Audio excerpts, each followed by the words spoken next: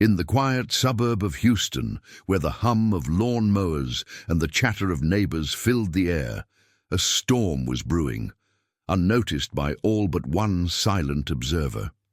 It was an ordinary morning, yet it would become anything but ordinary for the Rodriguez family, as the sun peeked over the rooftops, casting a golden hue on the rows of red brick houses.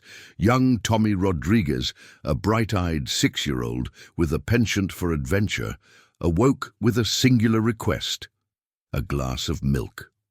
His mother, Maria, always obliging, smiled and nodded, distracted by the morning rush of preparing breakfast for her children and ensuring her husband wasn't late for work. Tommy was a lively boy, known for his infectious laughter and tireless curiosity. He loved dinosaurs, often dragging his toy T-Rex along the worn paths of the neighborhood park. He was the kind of child who saw the world as an endless playground, each day a new adventure waiting to unfold. To those who knew him, Tommy was more than just a child. He was a spark of joy, a beacon of innocence in a world that could be anything but. That morning, as Maria tended to her morning routine, Tommy slipped out the back door, his mission clear in his young mind. The milk was just a short walk away, at a neighbor's house where he often played. It was a trip he'd made countless times, a familiar path lined with daisies and the occasional stray cat. But this time, something went terribly wrong. As the minutes turned to hours, a creeping anxiety settled over the Rodriguez household. Maria's calls for Tommy echoed into the empty streets, met only by the rustling of leaves and distant bird calls. With each unanswered shout, the reality began to sink in, a mother's worst nightmare. When the sun dipped below the horizon, casting long shadows that seemed to swallow the daylight, Maria made the call that would forever change their lives. Her voice, quivering but determined, spoke into the receiver. "My son is missing. Please help us find him." The community rallied in response, a network of friends and strangers searching every nook and cranny, the hope of finding Tommy lighting their way. Yet as the hours stretched into days, hope waned, leaving an aching void where laughter once filled the Rodriguez home. And in a house just down the street, a neighbor watched, holding a secret tighter than any mother's embrace, whispering lullabies to a child who wasn't hers.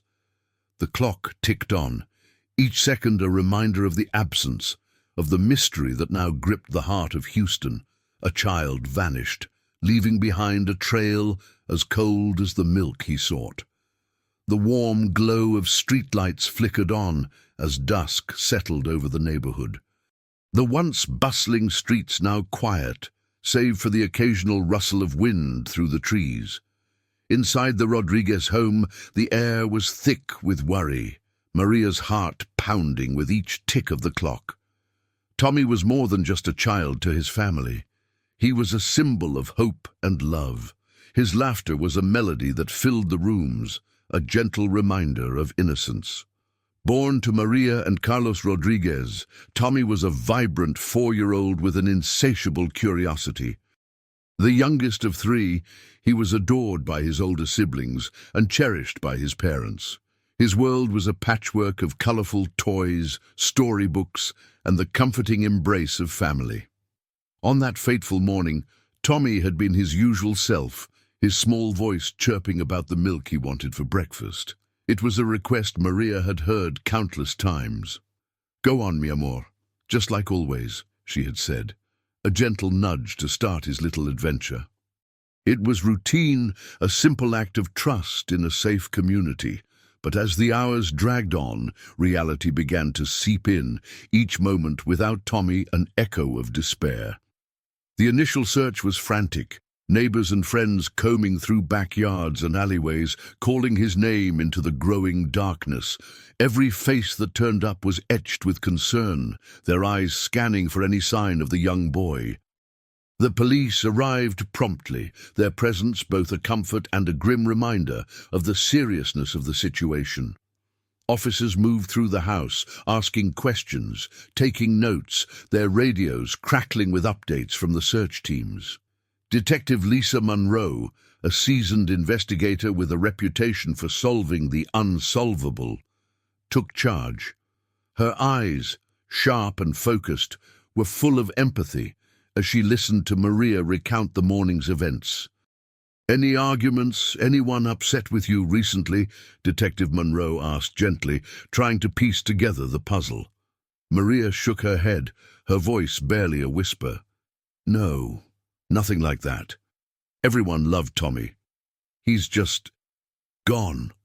The search continued long into the night, the community's fervor unyielding. But as dawn approached, exhaustion and despair began to set in. Tommy's absence was a palpable weight, his room a silent testament to his missing presence.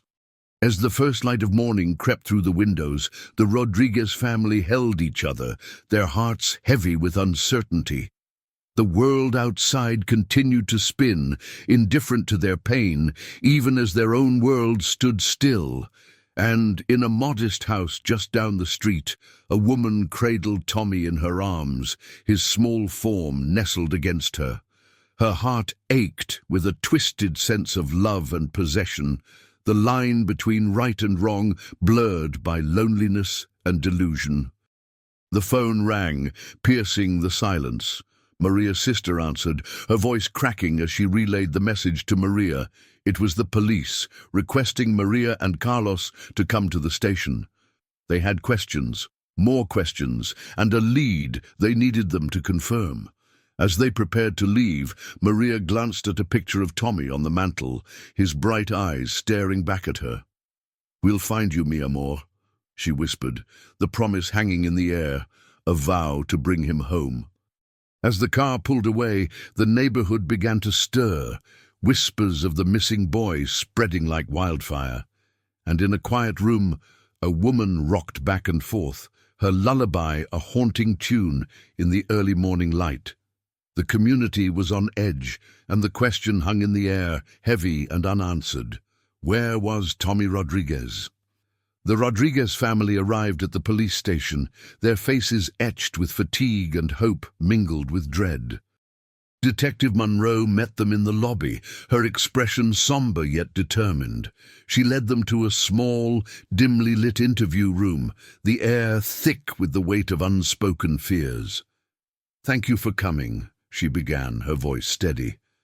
"We're doing everything we can to find Tommy, but we need to go over the details again, just to make sure we haven't missed anything." Maria and Carlos exchanged a glance, their mutual support a silent testament to their resilience. Carlos nodded, his voice a low rumble. "We'll do whatever it takes." Detective Monroe leaned forward, her pen poised over a notebook. "Can you walk me through the morning again? Anything that seemed out of place, no matter how small?" Maria took a deep breath, recounting the mundane details with painstaking precision. The morning routine, the brief exchange with the neighbor, the moment she realized Tommy wasn't in the house. Each word was a thread in the tapestry of their shared nightmare. As they spoke, Detective Monroe's mind raced, connecting dots and revisiting fragments of information. She knew the first 48 hours were crucial, every minute a potential lost opportunity. Yet, despite the urgency, it was as if they were grasping at shadows. Back at the Rodriguez home, officers canvassed the neighborhood, knocking on doors and speaking to anyone who might have seen something. An elderly man, eyes clouded with age yet sharp with concern, mentioned seeing a young woman lingering near the park that morning, her behavior peculiar but not overtly suspicious. "She was just there, like she was waiting for something or someone," he described, the memory vague but persistent. Meanwhile at the station, Detective Monroe turned to Carlos. "We received a tip about a woman who might have been in the area. Do you know anyone who fits this description? Someone who might have taken an unusual interest in Tommy?" Carlos shook his head slowly. "No, not that I can think of. Everyone knows each other around here. I can't imagine anyone doing this." The interviews continued, the clock ticking inexorably forward. Outside, the sky began to darken. the setting sun casting long shadows across the city. The search parties regrouped, their resolve unwavering despite the encroaching night. Back in her house, the woman who held Tommy felt a pang of guilt as she watched the news coverage unfolding on TV. The missing posters, the interviews with tearful family members, the search efforts that stretched far and wide. Yet in her mind, she rationalized her actions, convinced she was offering the boy a better life. As the night wore on, the Rodriguez family returned home, their spirits battered but unbroken. Maria stood by Tommy's empty bed, her heart aching with a mother's longing. Carlos stood by her side, his hand a steady reassurance on her shoulder. In the stillness, the phone rang again, shattering the silence. Detective Monroe's voice came through, tinged with urgency and a hint of hope. "We've got a possible lead. A woman matching the description was seen entering a nearby house. We're going to check it out." Maria's heart leaped, a flicker of hope igniting within her. Could this be the breakthrough they so desperately needed? As the family braced themselves for another long night, the question lingered, heavy and insistent. Would this lead bring them closer to Tommy? Or would it be just another dead end in an endless maze of uncertainty? Detective Monroe's voice echoed in the minds of the Rodriguez family as they clung to the hope that this lead might finally bring them closer to their beloved Tommy. The clock ticked loudly in the quiet of their home, each second a reminder of the precious time slipping away. Outside, the search parties continued their relentless pursuit, flashlights bobbing in the darkness like fireflies. At the police station, Monroe gathered his team. "We've got a tip-off about a woman seen entering a house on West Elm Street. We need to move quickly but carefully. We can't afford any mistakes," he instructed, his voice firm yet laced with the weight of the situation. The officers nodded in understanding, their faces set with determination. As they drove through the dimly lit streets, Monroe's mind raced. The first 48 hours in a missing child case were critical, and he knew they were already at the cusp of losing that vital window. Every decision, every action taken in these early hours could mean the difference between finding Tommy alive or losing him to the shadows forever. Meanwhile, Maria and Carlos sat in their living room, the silence between them heavy with unspoken fears. Maria clutched a small stuffed bear, Tommy's favorite, her fingers tracing its worn fur as if by some miracle it could bring her son back. "I just don't understand," Maria murmured, her voice breaking. "How could anyone take him? Why would they do this?" Carlos pulled her close, his heart aching with the same unanswered questions. "We'll find him, Maria. We have to believe that." At West Elm Street, Monroe and his team arrived at the house in question. It was an unassuming building, its exterior blending seamlessly with the others in the neighborhood. But Monroe's instincts told him there was more here than met the eye. They approached the front door cautiously, mindful of the potential danger within. Inside, the woman watched the news coverage with a growing sense of unease. She had convinced herself that what she was doing was right, that she was saving Tommy from a life of hardship. But now, seeing the desperation etched on the faces of his parents, doubt began to gnaw at her resolve. A knock at the door startled her, and her heart leapt into her throat. She hesitated, fear and guilt warring within her. But before she could decide what to do, the door swung open, and Monroe stepped inside, his gaze sweeping the room until it landed on Tommy. "Ma'am, we need to talk," Monroe said, his voice steady but unyielding. The woman looked at him, then at Tommy, her mind racing. The moment of truth had arrived, and with it, the weight of her choices pressed down upon her. Back at the Rodriguez home, the phone rang again, and Maria answered with trembling fingers. Monroe's voice came through, calm yet urgent. "We've found him," he said simply, and Maria's heart soared with relief. But even as joy welled up within her, there was a lingering question.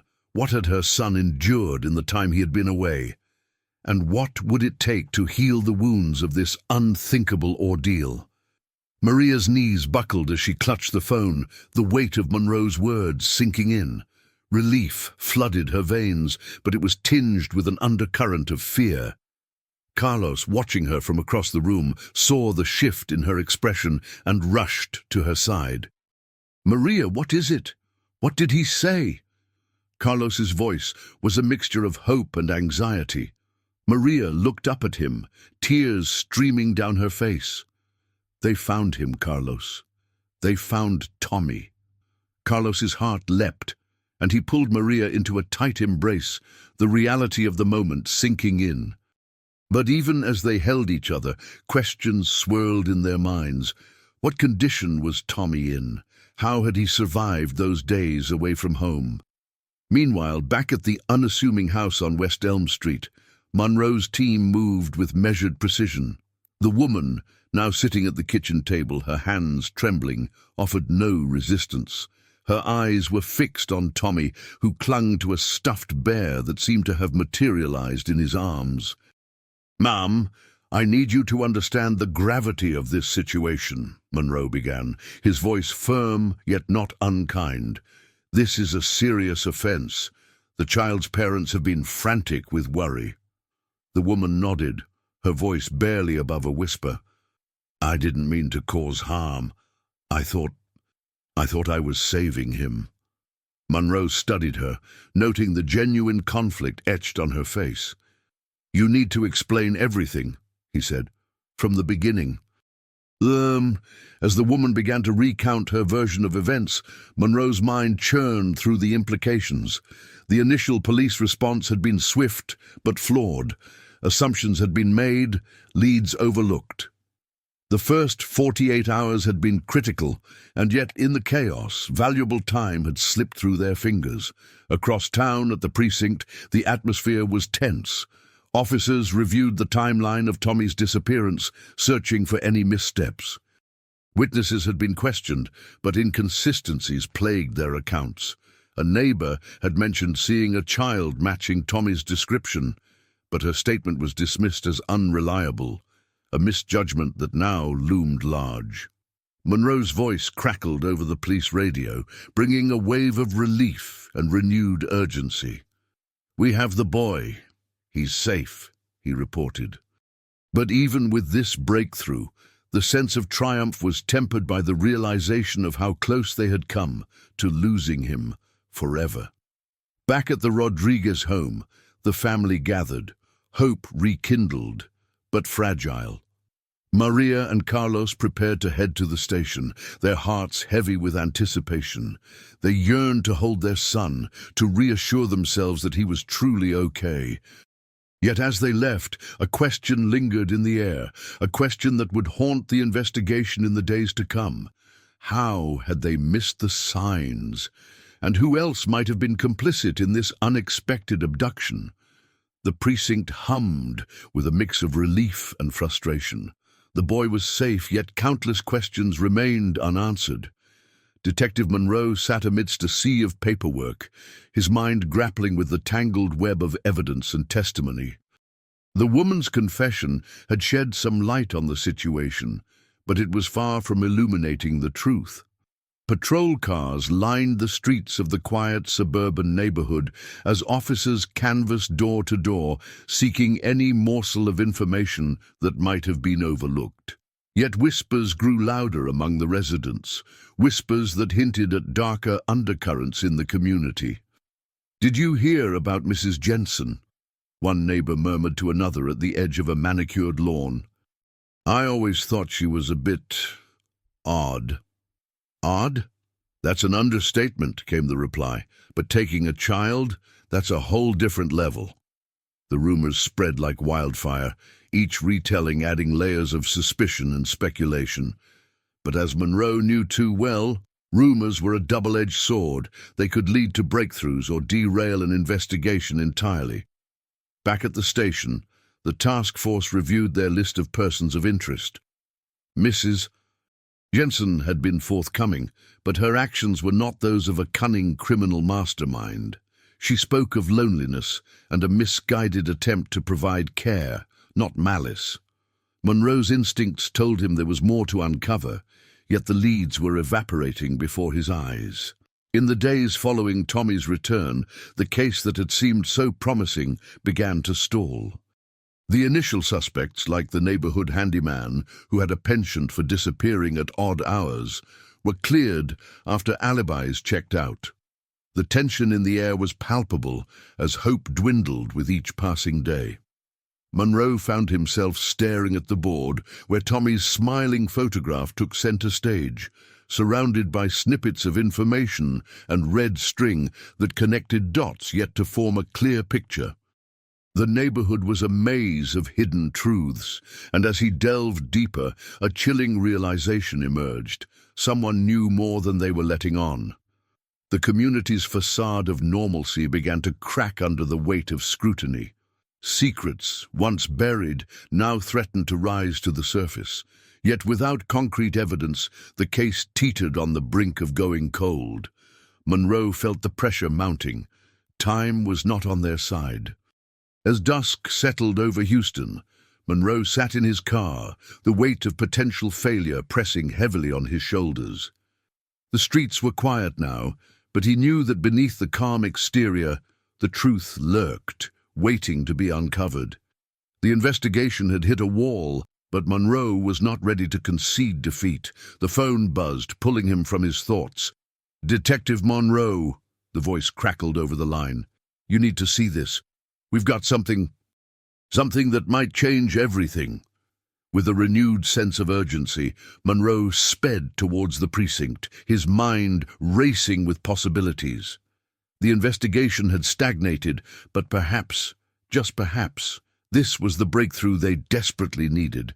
The question remained, would it be enough to unravel the mystery of that fateful day? As Monroe drove through the dimly lit streets of Houston, his mind was a swirling tempest of speculation. What could this new development possibly be? He'd learned not to get his hopes up, but a part of him clung to the thin thread of possibility that this could be the lead they needed. He arrived at the precinct, the building's fluorescent lights casting an artificial glow that seemed to ward off the encroaching night. Inside, the air was thick with anticipation. Officers buzzed around, their faces a mix of hope and doubt. Monroe made his way to the small conference room where a few of his colleagues had gathered, eyes glued to a screen. The atmosphere was tense, charged with the kind of energy that could only come from the expectation of answers. "Monroe!"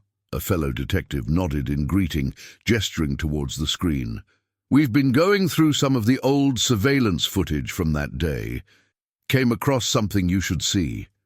Monroe leaned forward, eyes narrowing as the grainy video played.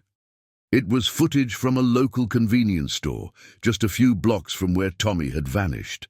The timestamp on the video showed the day of the disappearance, shortly after Tommy had last been seen. There, in the corner of the screen, a figure appeared. A woman, unassuming in her demeanor, her face partially obscured by a large sun hat.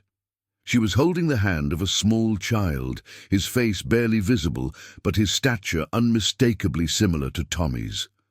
Monroe's heart quickened.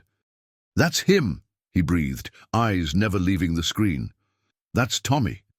The room was silent, the gravity of the realization sinking in. The woman was a familiar face in the neighborhood, known for her quiet ways and reclusive nature. Her name surfaced in whispers, yet she had never been considered a suspect, always blending into the background of neighborhood life. "We need to bring her in for questioning," Monroe said, his voice steady but urgent. The team nodded, already moving to set the plan in motion, but there was a nagging feeling in Monroe's gut. The woman, whose name was Helen, had lived in the neighborhood for years. Her involvement seemed improbable, yet there she was, caught on camera with Tommy. As Monroe worked through the implications, rumors began to ripple through the community. Speculation ran wild. Some claimed Helen was a loner, hiding something sinister behind her closed doors.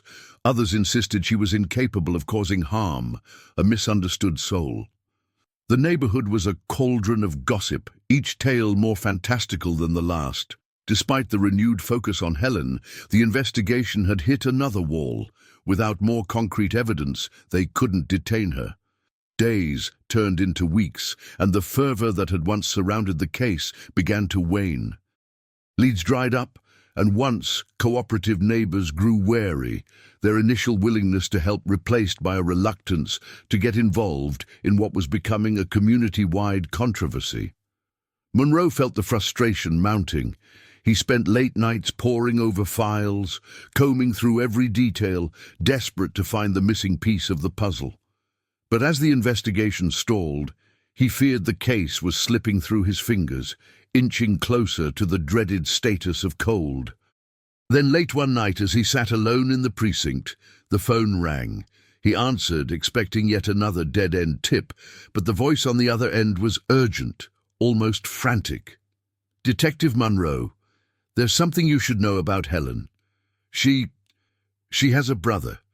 He might know more about what happened that day." The line went dead before Monroe could ask any questions, but the call reignited a spark of hope. Helen's brother was a new lead, one that could potentially unravel the mystery that had haunted their efforts.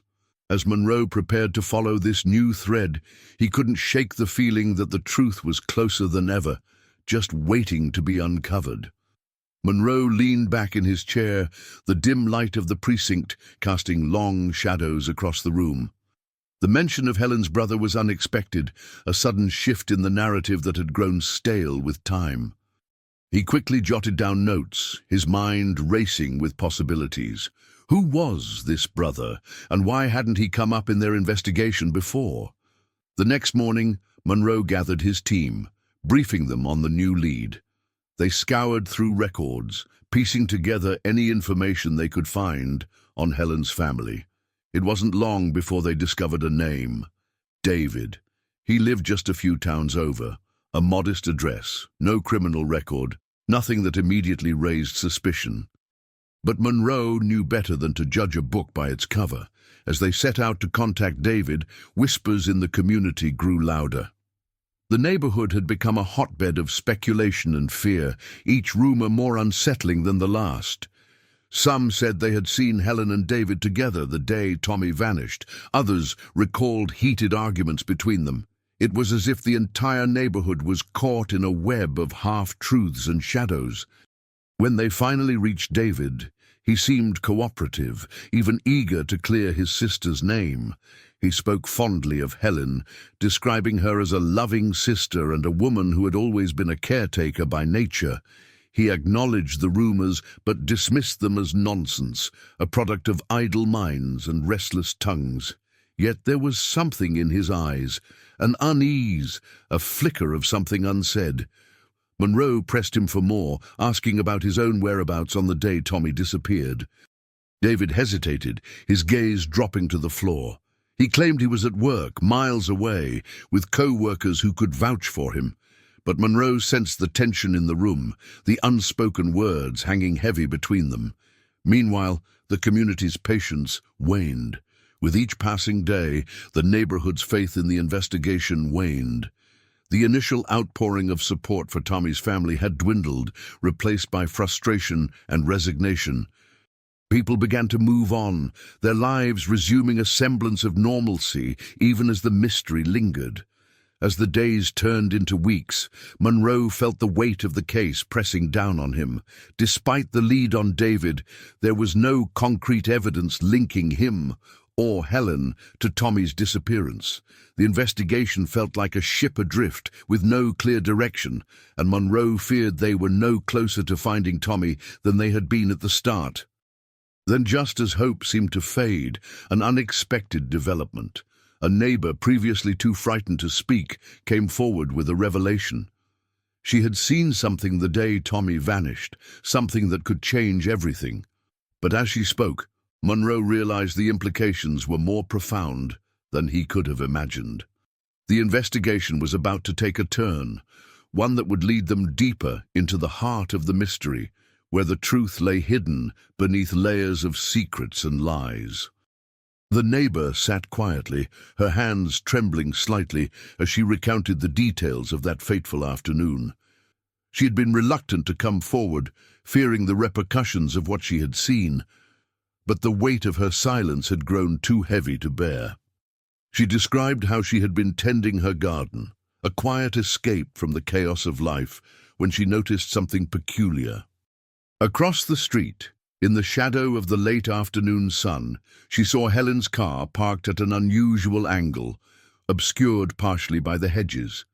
It was a detail that seemed insignificant at first, but the more she thought about it, the more it gnawed at her conscience.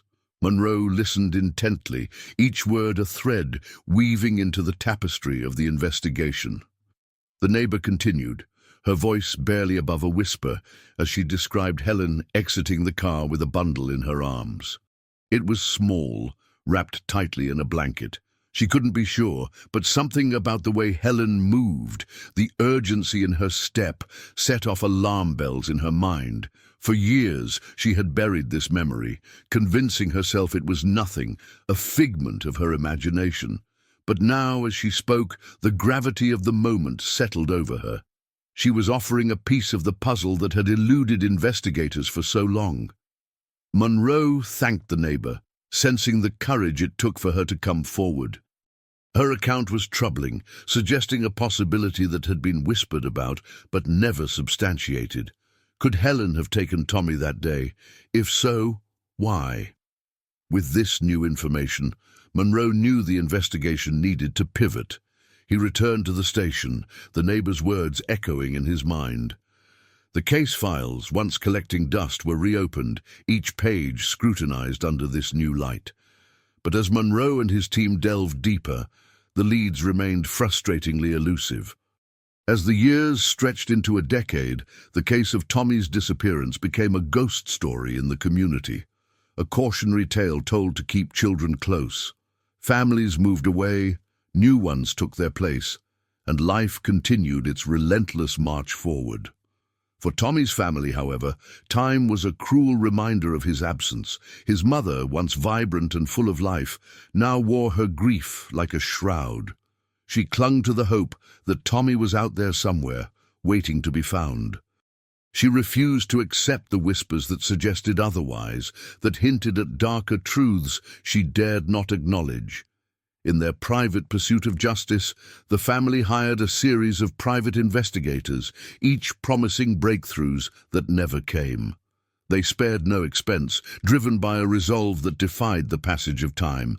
But the years of silence were unforgiving, eroding hope even as they fueled determination. The community, too, moved on. The local parks echoed with the laughter of children, new families creating memories in the spaces where Tommy's presence once lingered. The story of the boy who vanished asking for milk became a part of the town's folklore, a reminder of how quickly life could change. Yet beneath the surface, the scars of his disappearance remained. The community had been shaped by the tragedy, a collective wound that never quite healed. And while the world seemed to forget, Monroe and the few who remained committed to the truth knew that the story was far from over. They had a new piece of the puzzle, and with it, a renewed sense of purpose. As the sun set on another year without answers, Monroe stood in his office, the neighbor's revelation still fresh in his mind. He knew the breakthrough they needed was out there, buried deep within the layers of time and memory. And he vowed to find it, to bring Tommy home, no matter how long it took. As the years slipped by, the weight of Tommy's absence grew heavier on his family. His mother, Sarah, held on to hope with a tenacity that both inspired and worried those around her. Every anniversary of his disappearance was marked by a small vigil in their backyard, a circle of flickering candles that cast long shadows, mirroring the void in their lives. Sarah's once vibrant eyes now bore the tiredness of relentless nights spent poring over old files and newspaper clippings. Each year, she wrote a letter to Tommy, sealing it in an envelope she would never mail, but kept in a box under her bed. These letters were filled with updates: a sibling's graduation, a new family pet, the small moments she imagined he would have shared in. They were a testament to her unwavering belief that he was alive somewhere, waiting for the right moment to come back. Her husband, Mark, threw himself into his work, channeling his grief into a silent, stoic resolve. He was the rock the family leaned on, yet in the quiet moments of solitude, his facade would crack, and he would find solace in the whispers of the wind, as if hoping Tommy's voice might ride the breeze back to him. The private investigators had come and gone, each leaving behind a trail of disappointment. Promised breakthroughs dissolved into dead ends, and as the years stretched into decades, their once fervent search became a quiet, enduring vigil. The passage of time was a thief, stealing away the urgency of the outside world, where Tommy's face became just another faded poster on a forgotten wall. The community, too, moved on. New families filled the neighborhood, unaware of the haunting legacy that lingered in the air. The local school, once a hub of whispered fears and speculation, now bustled with the innocent laughter of children who knew nothing of the boy who had asked for milk and vanished into the ether. Yet the memory of Tommy lingered in the hearts of a few. Monroe, the detective who had once stood at the forefront of the investigation, found himself drawn back to the case time and again. Now retired, he spent his days revisiting old leads, haunted by the feeling that he had missed something crucial.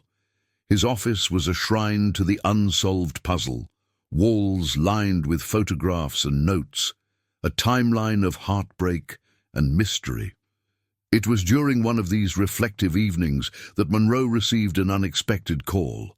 A former colleague, now working with a new forensic technology company, had reached out with news that piqued his weary interest. There had been advancements in DNA analysis, techniques that could re-examine evidence once thought too degraded or insignificant. Monroe felt a flicker of hope stir within him, a sensation he had long since buried beneath layers of cynicism and resignation. He knew Sarah and Mark had never truly given up, and he felt a renewed sense of duty to exhaust every possible avenue. This could be the breakthrough they had been waiting for, a chance to peel back the layers of time and unearth the truth.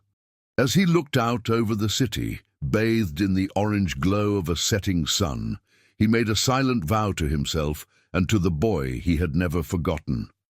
The years might have been long, and the silence deafening, but the promise of an answer, of justice, was enough to ignite a spark of determination. With this new lead, the story was far from over. And as Monroe picked up the phone to call Sarah and Mark, he knew they were about to embark on another leg of their journey, a journey that would delve into the shadows of the past in search of light. Monroe dialed the number with a steady hand, his heart pounding with a mix of anticipation and trepidation. The phone rang once, twice, and then Sarah's voice, older but still carrying the warmth of her youth, came through. "Monroe," she said, a hint of surprise mingling with the weariness of years. "It's been a while."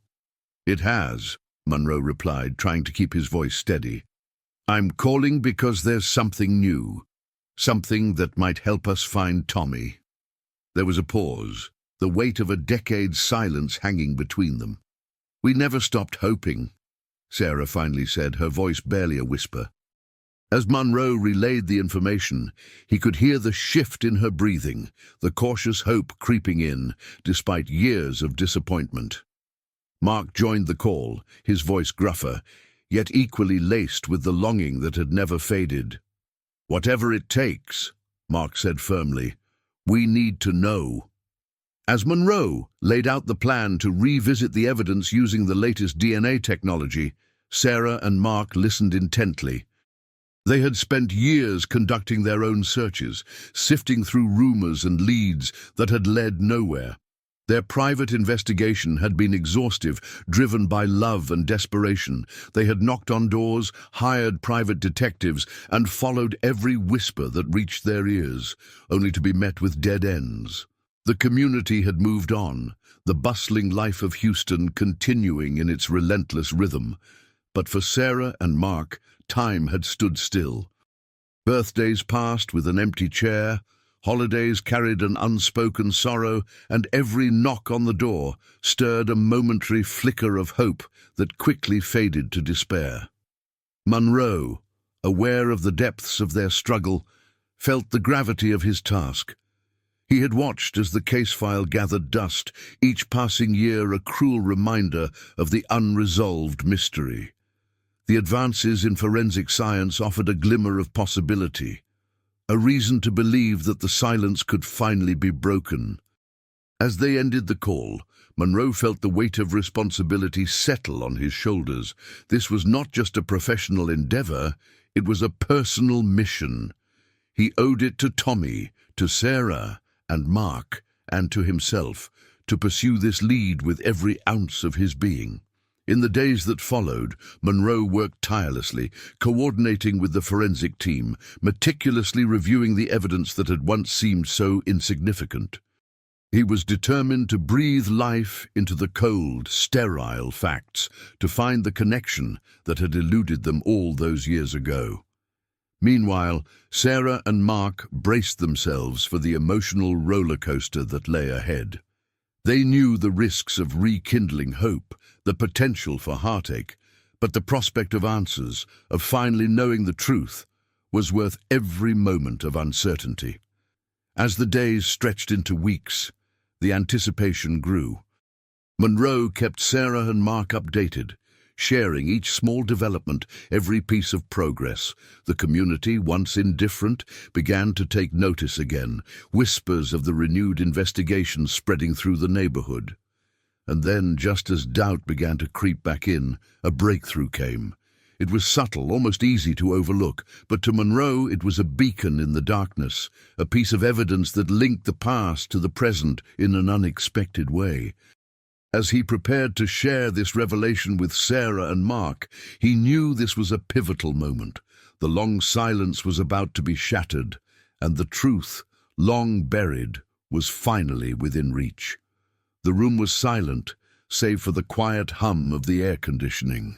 Monroe sat at his desk, the evidence spread out before him like an unfinished puzzle.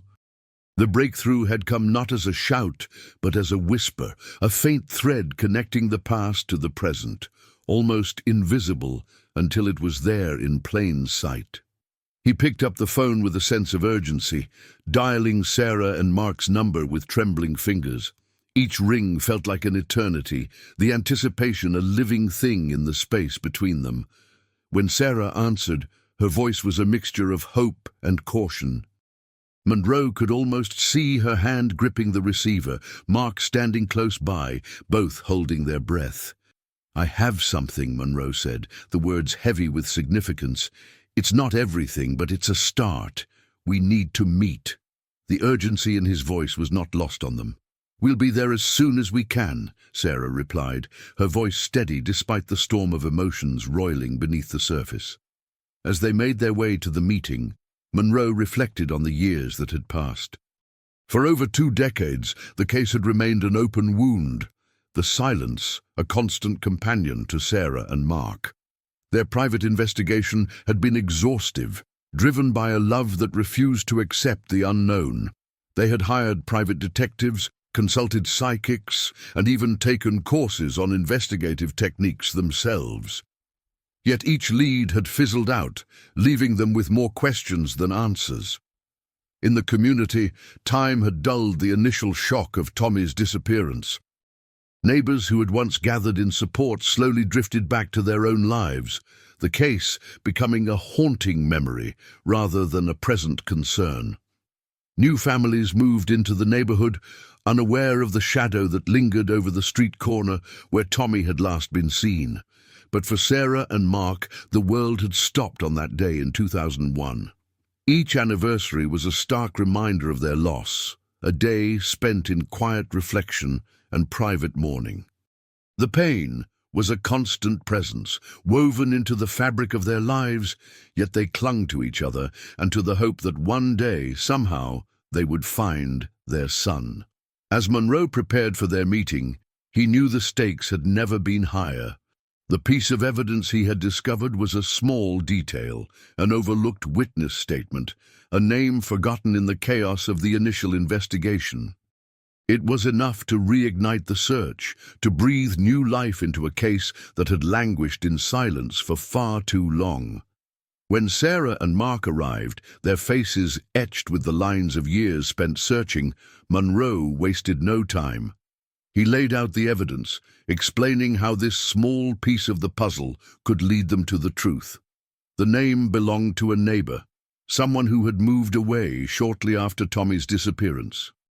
A person who had seemed ordinary, unremarkable, blending into the background of the busy neighborhood. Yet now, with the hindsight of years and the clarity of renewed investigation, they stood out like a beacon. As Monroe spoke, Sarah and Mark listened intently, their eyes locked onto his, their hearts daring to hope. This was the moment they had been waiting for, the first real sign that the silence could be broken. And as Monroe finished, he looked at them with a promise in his eyes. "We will find him. We will find the truth." The weight of those words hung in the air, a solemn vow to pursue this lead with everything they had. Together they would unravel the mystery piece by piece until the silence was shattered and the truth, long buried, finally revealed itself. The room was heavy with anticipation as Monroe's words lingered in the air. Sarah and Mark exchanged a glance, a mixture of hope and trepidation flickering in their eyes. The lead was fragile, a delicate thread in a tapestry of uncertainty, but it was more than they had dared to dream of in years. Monroe leaned forward, his voice steady and filled with resolve. The name, he reminded them, was a starting point. This neighbor, who had vanished from their lives as quickly as Tommy, was now the keystone in their search for answers. But there was another avenue Monroe was eager to explore, one that had not existed 2 decades ago. Genetic genealogy, he explained, had become a groundbreaking tool in solving cold cases, connecting dots that once seemed impossible to align. A technology that could take a minute trace of DNA and link it to familial lines, offering a new dimension of hope in the hunt for the truth. The evidence collected in 2001 was minimal, but it was enough for the laboratory to work with. Monroe had already arranged for the samples to be re-examined, applying this cutting-edge technique in the hopes of uncovering a hidden connection. A distant relative, perhaps, or someone with ties to the neighbor they now pursued. As Monroe detailed the process, Sarah and Mark found themselves caught between fear and anticipation. The years had taught them caution, but this was different. It was tangible, a path forward at last, yet the path was fraught with challenges. The neighbor's departure had left little trace, no forwarding address, no known relatives in the area. Tracking them down would require not only the science, but also the art of investigation. Combing through old records, reaching out through networks that had long gone quiet, and piecing together the life of someone who had once been just another face in the crowd. As the meeting drew to a close, Monroe assured them he would leave no stone unturned. His team was dedicated, his resolve unwavering. They would follow this lead through every twist and turn, pursuing the truth with the tenacity it demanded. Sarah and Mark left the office with a renewed sense of purpose, their hearts lighter than they had been in years. The road ahead was uncertain, but for the first time it felt like a journey worth embarking on. As they stepped into the crisp evening air, Mark turned to Sarah, his voice barely a whisper. "What if this is it? What if we're finally on the right track?" Sarah's eyes shone with unshed tears, her voice steady, but filled with emotion. "Then we'll find him, Mark. We'll bring him home." The promise hung between them, a silent vow to see this through, to chase the truth, no matter where it might lead. Meanwhile, Monroe returned to his office, the weight of the case pressing upon him. He knew the path would not be easy. The odds were still against them, and the trail was cold. But there was something about this discovery, this new technology, that ignited a spark within him, a belief that the truth was within reach. And as he prepared for the long night ahead, poring over files and making calls, he couldn't shake the feeling that this was the beginning of the end. The silence of the past 20 years was about to be broken, and with it, the secrets that had been buried for so long would finally come to light. In the days that followed, Monroe's team worked tirelessly, tracing the elusive neighbor, analyzing the DNA results, and delving deeper into the web of connections that spread from that fateful day in 2001.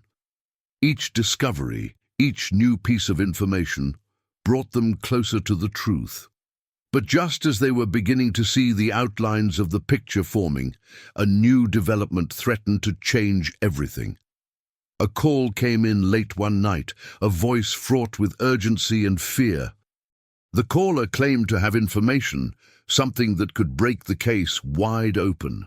As Monroe listened, his heart raced. This could be the breakthrough they needed.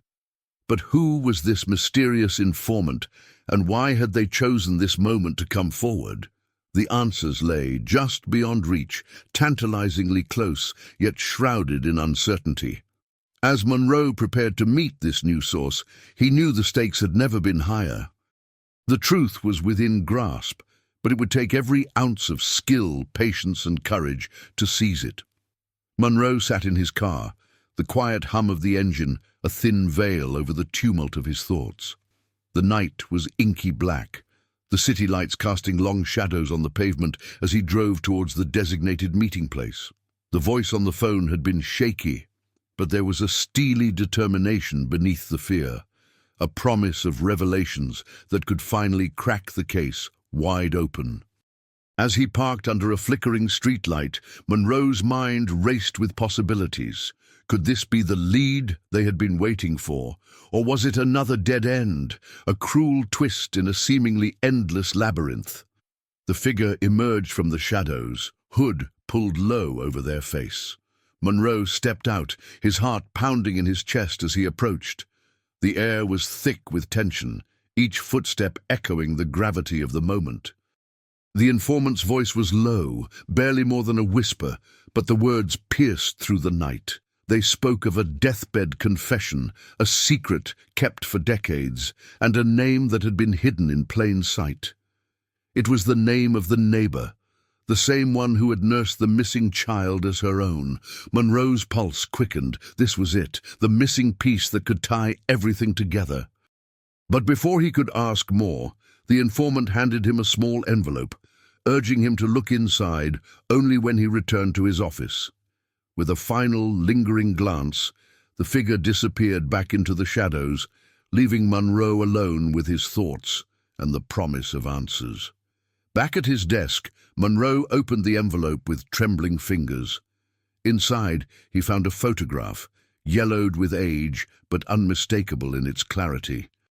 It showed the neighbor and the child, a snapshot of a life stolen and reshaped, but it was the note accompanying the photo that sent a chill down his spine, a detailed account of the neighbor's movements, connections, and a cryptic reference to an old forgotten report that had been buried in the archives. The mention of genetic genealogy was scribbled hastily in the margins, a reminder of the new forensic technology that had reignited the investigation.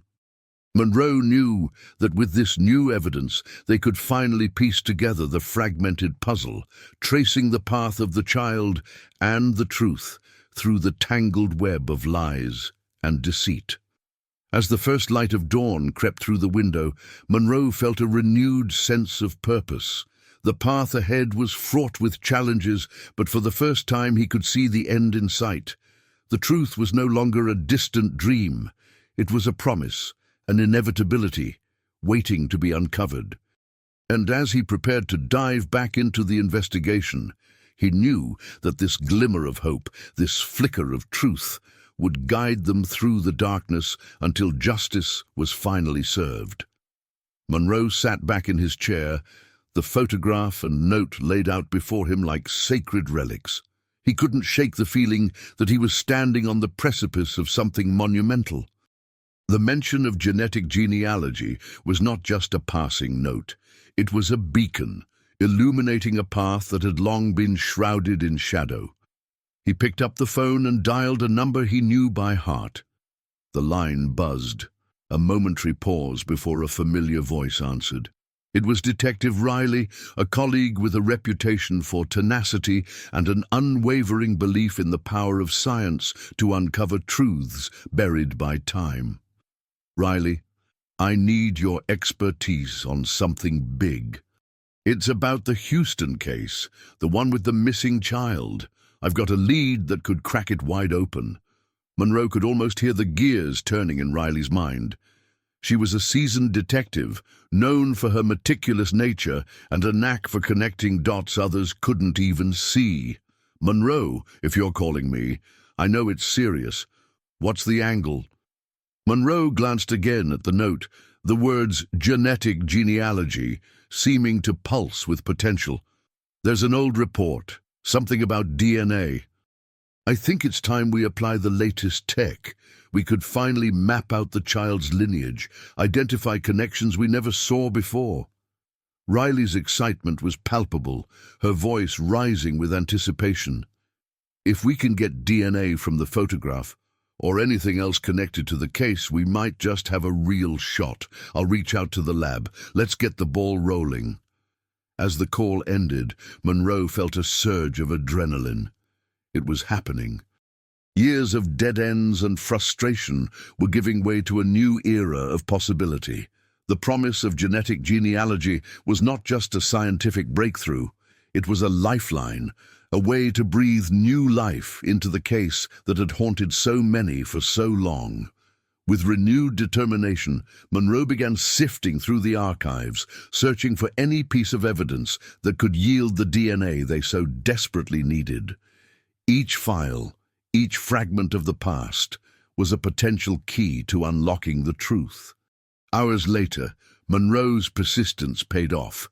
He found a forgotten piece of evidence, a small strand of hair, carefully preserved in a sealed envelope. It was a long shot, but it was the best they had. He rushed the sample to the lab, his heart pounding with a mix of hope and anxiety. As he handed it over to the technician, he knew that the next steps were out of his hands. All he could do now was wait and hope that science could succeed where human memory had failed. The days that followed were agonizing, each passing hour stretching into eternity. Every ring of the phone made Monroe's heart leap, each message a potential revelation. And then, finally, the call came. Detective Riley's voice was steady but electric with excitement. "Monroe, we got a hit." The genetic genealogy traced the lineage back to a living relative, someone who might know what really happened that day. Monroe's mind raced as he processed the news. This was the breakthrough they'd been waiting for, a living connection, a chance to finally bring the truth to light. As the sun set, casting long shadows over the city, Monroe knew that the path ahead was clear. They were on the verge of unraveling a mystery that had plagued them for decades. The truth was no longer a distant hope, it was within reach, waiting to be grasped. And as the city lights flickered to life, Monroe felt a renewed sense of purpose. The glimmer of hope had become a beacon, guiding them towards a resolution that was long overdue. Monroe stood on the precipice of revelation, the weight of years lifting ever so slightly from his shoulders. The city outside seemed to hum with anticipation, as if it too could sense the turning tide. Detective Riley's voice buzzed through the phone with urgency. The relative they identified was local, someone who had lived in the shadow of this mystery all their life. A quiet, unassuming presence in the community, and yet a potential key to the truth they sought. The next morning, Monroe and Riley made their way through the bustling streets of Houston, each landmark holding whispers of the past. They arrived at a modest house nestled in a neighborhood that seemed unchanged since the early 2000s. It was here that the web of secrecy and silence could begin to unravel. The door opened cautiously, revealing an elderly woman with eyes that spoke of wisdom and years of untold stories. Her name was Eleanor, and she was the aunt of the man whose DNA had been traced. Her face was a blend of curiosity and guarded hope, as if she too had been waiting for this moment. As they settled in her living room, Monroe began gently. "Eleanor, we believe you might be able to help us with a case that's been unsolved for far too long. The disappearance of a child in 2001. Eleanor's eyes widened slightly, a flicker of recognition passing over her features. She nodded slowly, the lines on her face deepening as memories stirred. "I remember hearing about that, a tragedy that touched so many lives." Monroe leaned forward, his voice soft but insistent. "We found a genetic link, Eleanor, to your family. We need your help to understand what might have happened." The room fell silent, the weight of the unsaid pressing down on them all. Eleanor's gaze dropped to her hands, her fingers tracing invisible patterns over the worn fabric of the couch. She spoke, finally, her voice barely above a whisper. "There was always something unspoken in our family. My brother, he was different after that year. He never talked about it, but there was something in his eyes." Riley exchanged a glance with Monroe, a silent understanding passing between them. This was the thread they needed to pull. Eleanor continued, her words now a steady stream of recollection. "He was protective of a child, a boy he said he was helping. It didn't make sense then, but now—" Monroe's heart quickened. "Did your brother ever mention the boy's name?" She shook her head. "No, but he always called him his little miracle." The pieces were beginning to align, a picture of hidden truths and fractured lives emerging. Monroe knew they were close, so close to uncovering the story that had remained buried for too long. As they left Eleanor's house, the sun cast long shadows on the pavement, a tangible reminder of the journey still ahead. But now, with each step, they were moving towards the light, towards answers that had eluded them for decades. The identity of the killer, once shrouded in mystery, was now within their grasp, and soon the world would know the truth. The drive back to the precinct was filled with a charged silence, each investigator lost in their own thoughts. The pieces were falling into place, but the final picture remained just out of reach. As Monroe navigated the winding streets of Houston, Riley reviewed their notes, her mind racing ahead to the next steps. "We need to dig deeper into Eleanor's brother's past." Riley finally broke the silence, her voice determined. Who he was associating with, where he was living at the time. There's a chance he might have kept something, a diary, photographs, anything that could lead us closer. Monroe nodded, his grip on the steering wheel tightening. "We should get a warrant to search his property. If there's anything there, we need to find it before it's too late." Back at the precinct, the team gathered around the conference table, faces set with resolve. They had the genetic link, but it wasn't enough. They needed something concrete. As they prepared the necessary paperwork, a forensic analyst burst into the room, her expression a mix of excitement and urgency.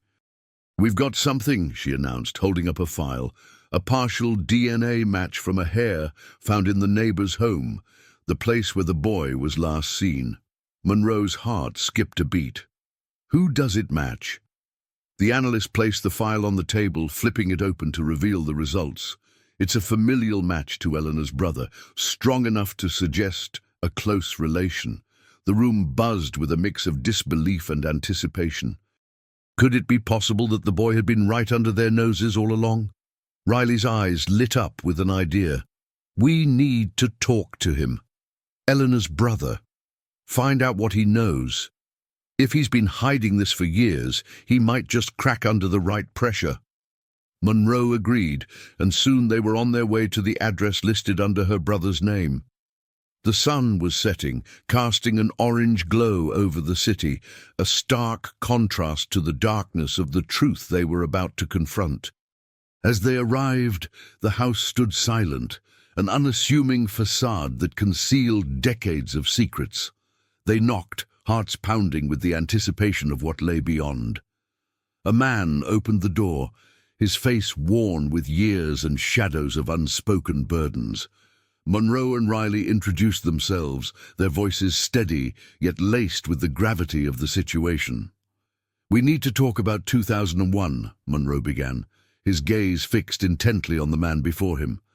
"About the boy you called your little miracle." The man hesitated, a flicker of something, fear, recognition, crossing his features.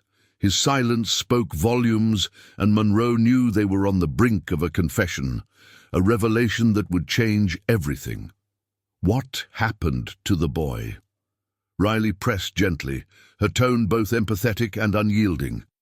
The man took a deep breath, his eyes meeting theirs with a mixture of defiance and resignation.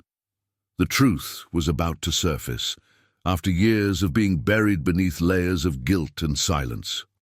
As the night closed in around them, the air seemed to still, holding its breath for the story that was finally ready to be told.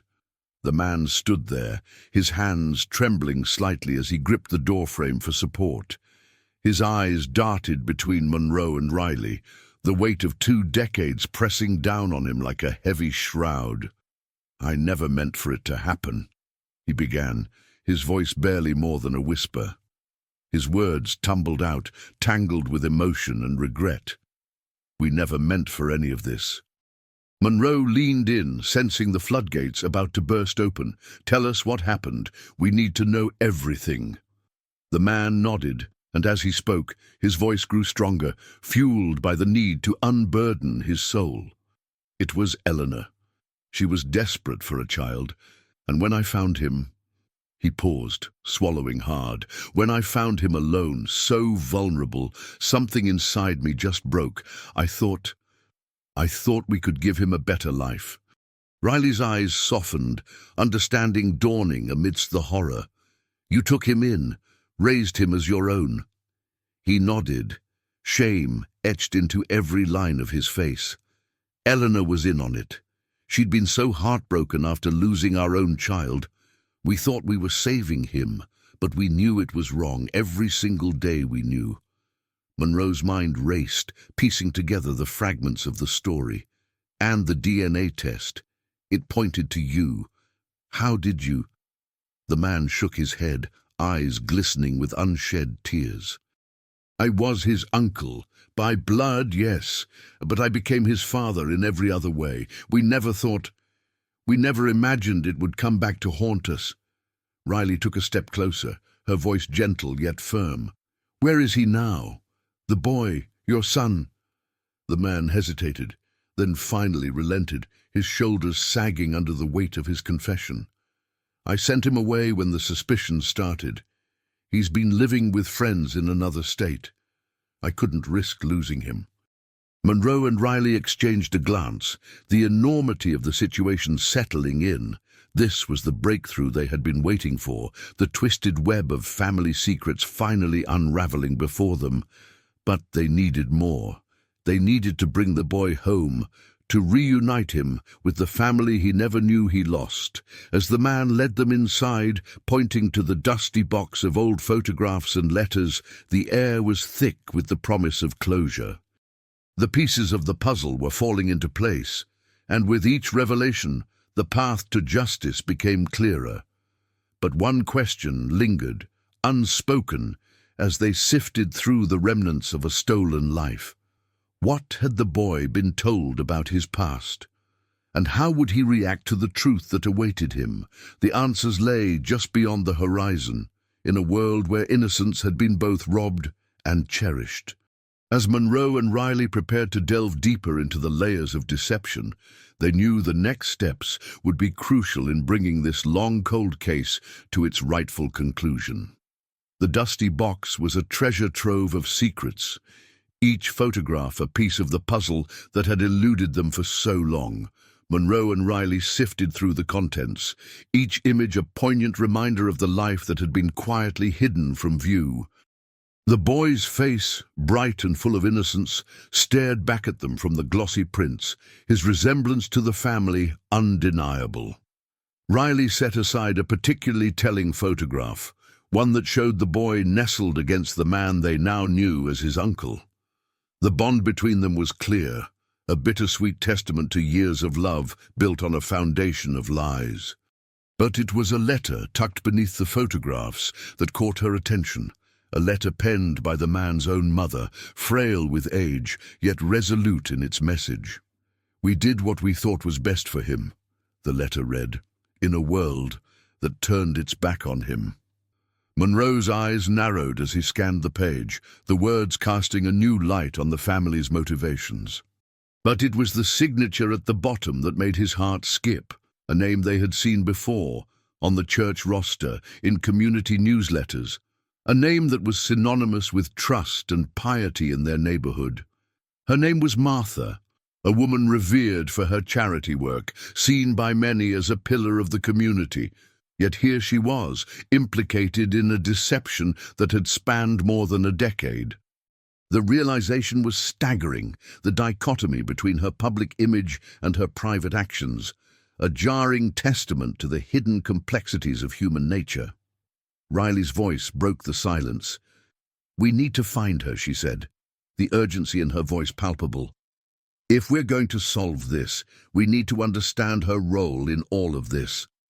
Monroe nodded, the path forward becoming clearer. They would have to confront Martha, unravel the layers of her carefully constructed facade, and bring the truth into the light. The drive to her house was tense, the weight of their discovery heavy in the air. As they approached the modest home she shared with her family, Monroe couldn't help but wonder how many others had been deceived by her outward kindness, how many had unwittingly played a part in her charade. They knocked on the door, the sound echoing ominously in the quiet afternoon. Moments later, Martha appeared, her face a picture of calm and composure. But as Monroe and Riley introduced themselves, he saw the flicker of recognition in her eyes, the briefest crack in her meticulously maintained armor. "We need to talk," Monroe said, his voice firm yet respectful. "About the boy." Martha hesitated, the mask slipping further, revealing the turmoil beneath. She stepped aside, allowing them entry, her movements slow and deliberate. As they settled into the living room, Monroe and Riley exchanged a glance, the enormity of the confrontation ahead clear in their minds. "Martha," Riley began gently, "we know about the adoption. We know why you did it. But we need to understand how it all started, why you felt it was necessary to take him in the first place." Martha's eyes filled with tears, the weight of her secrets finally too much to bear. She took a deep breath, the words spilling forth in a torrent of guilt and justification. "It was never about harming him," she insisted. "It was about giving him a life we thought he deserved, away from the chaos, away from the pain." Monroe leaned forward, his expression one of empathy and determination. "But you took him from a family who loved him, who never stopped looking for him. We need to set this right, Martha. We need your help."